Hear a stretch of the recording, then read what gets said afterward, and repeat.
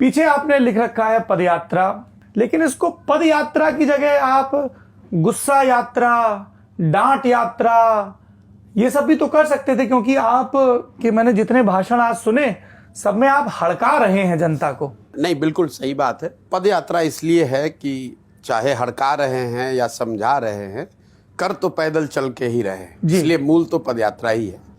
जहाँ तक जो मैं बात बोल रहा हूँ उसकी है, वो जरूर जो सामान्य राजनीतिक डिस्कोर्स में हम लोग बात सुनते हैं उससे थोड़ा अलग है।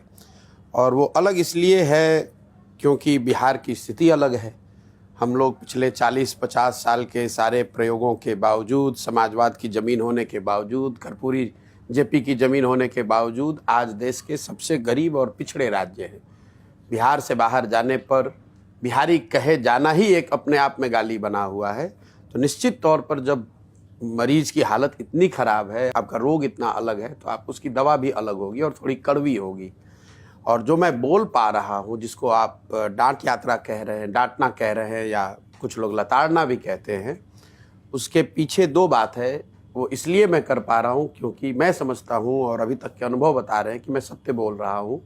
और दूसरा, मैं अपनों से बात कर रहा हूँ। तो जो लोग सुनते हैं, जिनको मैं कहता हूँ कि तुम्हारी ये स्थिति इसलिए है कि तुमने अपने बच्चों का ख्याल नहीं किया, तुम्हारी ये स्थिति इसलिए है कि तुमने अपना वोट 500 रुपये में बेच दिया, तुम्हारी स्थिति इसलिए है कि तुमने नेताओं की चिंता की, अपनी चिंता नहीं की, तो उन्हें बात कड़वी जरूर लगती है, लेकिन लगता है कि नहीं, बात तो ठीक है। इसीलिए आप देखते हैं कि कड़वी बातों के बावजूद एक एक आदमी हाथ उठाकर आशीर्वाद देता है, साथ में पैदल चलता है। खास करके जो बूढ़े बुजुर्ग हैं, महिलाएं हैं, बच्चे हैं, जो भी गांव में है। तो मूल में जो बात अगर मैं आपका आंसर करूं तो ये है कि हम लोग जो कह रहे हैं उससे जनता ये को रिलेट कर पा रही है कि ये सत्य बात है, सही बात है। और दूसरा, मैं उनका अपना हूँ, वो मेरे अपने हैं, मैं इसी मिट्टी में पैदा हुआ हूँ और मुझे लगता है कि मेरे अपने हैं। अगर मैं उनको नहीं जगाऊंगा, मैं उनको कड़वी बात कह के नहीं समझाऊंगा, तो दूसरा कोई कहेगा नहीं।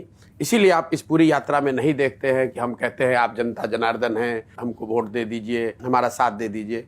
मैं ये बातें नहीं कहता हूँ, मैं बिल्कुल अलग भाषा का इस्तेमाल कर रहा हूँ। और अभी तक का मेरा अनुभव है कि जनता वही सुनना चाहती है, और सुनकर कम से कम एक आत्मचिंतन का दौर उनके मन में शुरू हो। यही इस पदयात्रा का उद्देश्य भी है और उसमें थोड़ी बहुत सफलता भी मैं देख पा रहा हूँ।